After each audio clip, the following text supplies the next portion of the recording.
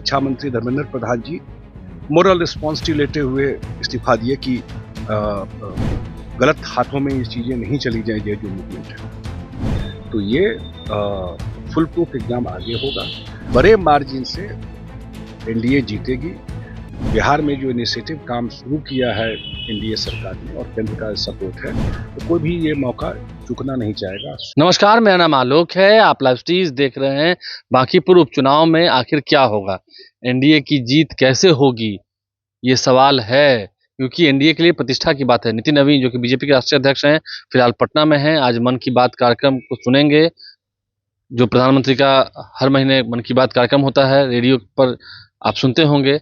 लेकिन नितिन नवीन ने बीजेपी की जीत के लिए स्ट्रैटेजी बनाई है। संजय झा जो कि जेडीयू के राष्ट्रीय कार्यकारी अध्यक्ष हैं, वो कह रहे हैं कि जीतेंगे, भले कोई नारे गढ़ ले, झूठे दावे कर ले। इशारा प्रशांत किशोर की ओर है, लेकिन उससे कुछ होना नहीं है। पब्लिक सब समझ रही है कितना पटना में विकास हुआ है, बांकीपुर में कितना विकास हुआ, कितना काम हुआ है एनडीए के शासनकाल में, लोग सब जानते हैं। यहाँ तक कि जब कल सीजेपी के प्रोटेस्ट के बाद, कोको जनता पार्टी के प्रोटेस्ट के बाद केंद्रीय शिक्षा मंत्री धर्मेंद्र प्रधान का इस्तीफा लिया गया, कैसे हटे, और फिर प्रहलाद जोशी को शिक्षा मंत्रालय दी गई। बड़ी खबर आई देर रात को, आपने देखी है। संजय झा क्या कुछ कर रहे हैं, बांकीपुर के उपचुनाव में जीत को लेके सीधा दावा कर रहे हैं कि जीत होनी है, बड़े मार्जिन से जीत होनी है।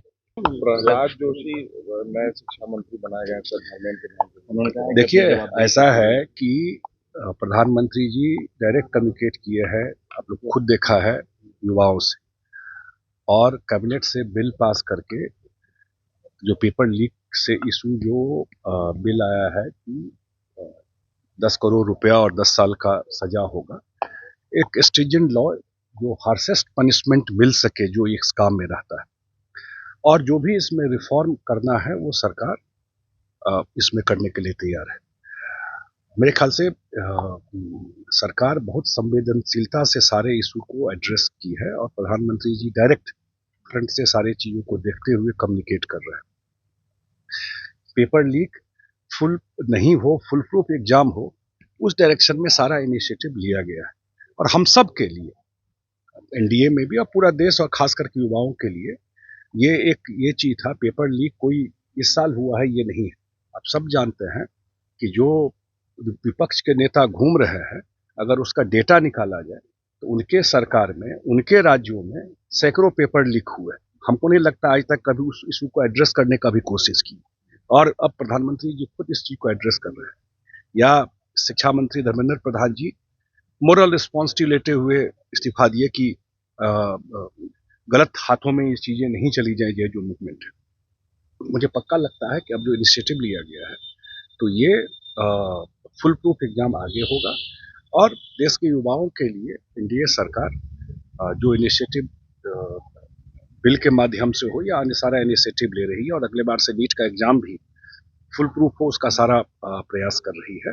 और पहले भी मैंने कहा था कि जब ये जानकारी आई तो सरकार ने कोई कवर अप करने का कोशिश नहीं किया, ढकने का कोशिश नहीं किया। एक साल खराब नहीं हुआ विद्यार्थियों का, कोशिश किया कि जो अर्लीस्ट एग्जाम होकर रिजल्ट मिल जाए। ये तो एक पार्ट है, और सेकंड पार्ट है, श्री प्रहलाद जोशी जी को जिम्मेवारी मिली है, तो निश्चित रूप से जो कुछ इनिशिएटिव लिया जा रहा है इसके रिफॉर्म को लेकर, शिक्षा में धर्मेंद्र प्रधान जी ने भी और केंद्र के सरकार ने न्यू एजुकेशन पॉलिसी से लेकर के, नए इंस्टीट्यूशन खोलने से लेकर के बहुत सारे इनिशिएटिव सरकार के द्वारा लिया गया है। तो मेरे ख्याल से बहुत एबल आदमी है, और निश्चित रूप से शिक्षा विभाग को उनको जवाबदेही दी गई है, और जो सरकार का जो प्रधानमंत्री जी का भी सारा इशू आया है उसको एड्रेस करेगा। तो हम देखा आप और मंत्री जी बांकीपुर घूम रहे थे, क्या माहौल लगा आपको 2 दिन की प्रचार हो रहे? देखिए, बांकीपुर पटना का हट सबसे बड़ा, और पटना में अगर डेवलपमेंट को मेजर करना हो तो बांकीपुर में जहां हम लोग कार्यक्रम कर रहे थे वो नाला हुआ करता था। कल जो मैं मुख्यमंत्री जी के साथ उस कार्यक्रम में था, मंदिरी नाला, उसको कवर करके उसी नाला पे कार्यक्रम हुआ।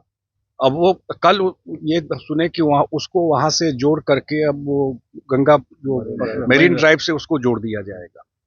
मुझे लगता है कि पटना में 15 साल 20 साल में जो काम हुआ है, हम लोगों के नेता नीतीश कुमार जी ने जितने सारे इनिशिएटिव लिए, और अब सम्राट चौधरी जी जो काम कर रहे हैं, मैं तो कल भी बोला कि पटना उतरते ही जो फ्लाइट से आते हैं, जो पहला उनका अनुभव होता है, अगर वो 2-4 साल 5 साल के बाद आया है तो वो पहचान नहीं पाता है पटना, या जो मेरीन ड्राइव जाके देखते हैं वो पहचान नहीं पाता है। देश का प्रॉब्ली दुनिया का one of the best museum आपके पटना में है। देश में तो नंबर 1 है ही बिहार म्यूजियम, ये इसी सरकार की देन है, नीतीश जी के नेतृत्व में।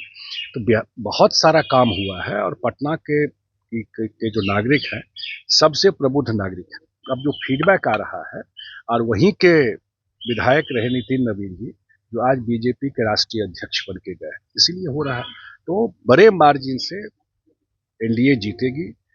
बिहार में जो इनिशिएटिव काम शुरू किया है एनडीए सरकार ने और केंद्र का सपोर्ट है, तो कोई भी ये मौका चूकना नहीं चाहेगा। स्लोगन लगाना, प्रवचन देना एक चीज है, और जमीन पर लोगों के विश्वास पे खरे उतर करके काम दिखाना वो दूसरी चीज होती है। वो एनडीए सरकार ने किया। तो संजय झा ने क्या कुछ कहा है, चाहे छात्रों के आंदोलन पर हो या बाकी उपचुनाव पर हो, हमने आपको सुनवाया है। आज रविवार का दिन है, छुट्टी का दिन है, देखिए तभी प्रचार प्रसार चल रहा है और अगले 2-3 दिन तक प्रचार प्रसार और चलेगा, क्योंकि परसों तक प्रचार प्रसार होना है। तेजस्वी यादव भी विपक्ष नेता आज पटना आ रहे हैं, उसके बाद वो भी प्रचार प्रसार करेंगे और एनडीए ने भी पूरी ताकत अपनी झोंक रखी है। हमारे चैनल को सब्सक्राइब कर लें, साथ साथ फेसबुक पेज भी लाइक करें। धन्यवाद।